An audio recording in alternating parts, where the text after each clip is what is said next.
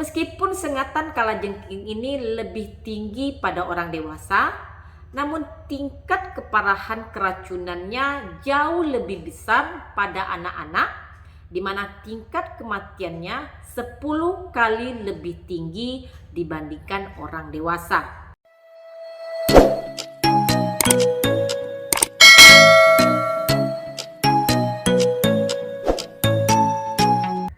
Assalamualaikum warahmatullahi wabarakatuh. Sengatan kalajengking memang menyakitkan, tapi pada sebagian kasus, sengatan kalajengking tidak menimbulkan komplikasi yang serius. Apa yang harus kalian lakukan jika mengalami sengatan kalajengking di rumah? Berikut ulasan lengkap di video berikut ini. Pertolongan pertama saat digigit kalajengking ini tergantung pada jenis kalajengking dan gejala yang menyertainya. Namun tentu tidak semua dari kita yang mengetahui jenis kalajengking saat pertama kali melihatnya. Kalajengking ini biasanya bersembunyi di siang hari dan akan aktif di malam hari.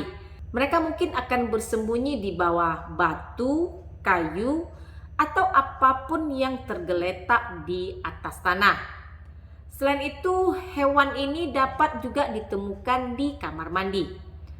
Apalagi wilayah Indonesia ini kerap kali diguyur hujan, makanya sering mengundang kalajengking untuk muncul ke permukaan. Meskipun sengatan kalajengking ini lebih tinggi pada orang dewasa, namun tingkat keparahan keracunannya jauh lebih besar pada anak-anak, di mana tingkat kematiannya 10 kali lebih tinggi dibandingkan orang dewasa. Dan sengatan kalajengking kulit kayu merupakan sengatan kalajengking yang dapat mengancam nyawa.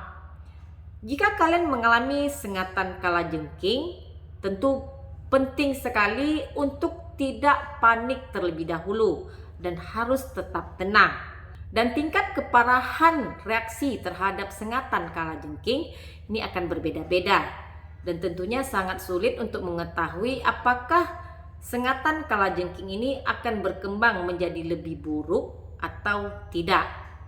Jika sengatannya lebih dari sekedar rasa nyeri lokal ringan hingga sedang, maka saatnya kalian pergi ke fasilitas kesehatan. Namun ada beberapa hal yang dapat kalian lakukan untuk mengatasi sendiri di rumah saat disengat oleh kalajengking. Perlu kalian ketahui bahwa sengatan kalajengking yang paling kecil pun bisa menimbulkan dampak yang menyakitkan. Jadi lakukanlah tindakan sederhana dan mudah seperti yang akan saya sebutkan ini. Kalian bisa mengoleskan es secara langsung ke lokasi sengatan, tapi jangan sekali-kali merendam anggota tubuh yang terkena sengatan kalajengking ke dalam air es. Jangan minum obat penenang apapun. Terkadang rasa sakit akan menimbulkan kalian ingin tidur. Tapi pada kasus sengatan kalajengking, pastikan untuk tidak mengkonsumsi obat apapun yang dapat menyebabkan rasa kantuk. Kenapa demikian? Jika kalian mulai mengalami masalah neurologis atau terjadi kesulitan bernapas akibat sengatan kalajengking tersebut, dan ternyata kalian sudah terbius oleh obat penenang, maka hal ini akan memperburuk keadaan. Kemudian kalian bisa meninggikan lokasi yang disengat hingga sejajar dengan jantung. Untuk pereda nyeri, kalian bisa mengkonsumsi obat pereda nyeri yang dijual bebas di apotek seperti ibuprofen atau acetaminophen. Dan jika ada yang memberi saran untuk menyedot racunnya menggunakan mulut agar keluar, atau mungkin membuat sayatan di bagian atas sengatan untuk mengeluarkan bisa atau semacamnya, jangan pernah percaya.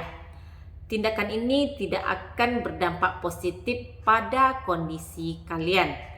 Malah justru dapat membuat kalian terpapar bakteri tambahan dan meningkatkan kemungkinan terjadinya infeksi. Kemudian pantau cedera yang dialami. Saat menangani sengatan kalajengking, kalian harus selalu memantau pengaruhnya pada tubuh kalian. Karena sengatan kalajengking ini dapat menimbulkan dampak neurologis, maka pastikan kalian tidak sendirian setelah disengat kalajengking. Beritahu teman, keluarga yang lainnya, agar jika kondisi kalian memburuk, mereka dapat mengawasi dan juga mencari pertolongan secara tepat. Dan kalian bisa membersihkan luka dan juga mengolesi dengan salep antibiotik. Dan jika kalian mengalami mati rasa, kesulitan bernapas atau menelan, berbicara tidak jelas, atau mengalami masalah kesehatan yang tidak biasa lainnya, segera dapatkan bantuan medis agar dokter bisa memberikan antivenom.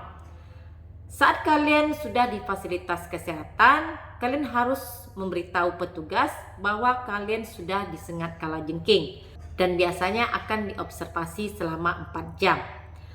Kalian bisa menghindari terkena sengatan kalajengking dengan menerapkan beberapa langkah berikut. Singkirkan tumpukan batu atau kayu dari sekitar rumah dan jangan menyimpan kayu bakar di dekat atau di dalam rumah. Lalu periksa dan kibaslah sarung tangan, pakaian, dan sepatu bot berkebun yang mungkin sudah lama tidak kalian gunakan. Berikutnya bersihkan perkarangan dari rumput-rumput liar yang sudah meninggi. Dan pastikan semua ruangan di rumah mendapatkan cukup udara dan matahari. Karena kalajengking ini sangat menyukai area gelap dan juga lembab. Rapikan barang-barang yang menumpuk dan bersihkan ruangan di mana serangga banyak berkumpul. Karena kecoa dan laba-laba ini merupakan makanan yang sangat disukai oleh kalajengking. Semoga bermanfaat. Terima kasih sudah menonton. Jangan lupa untuk di like, komen, dan di subscribe. Dukung channel ini agar lebih berkembang. Jumpa lagi di video saya berikutnya bersama saya Depi Febriani, perawat kamar bedah. Stay healthy. Assalamualaikum.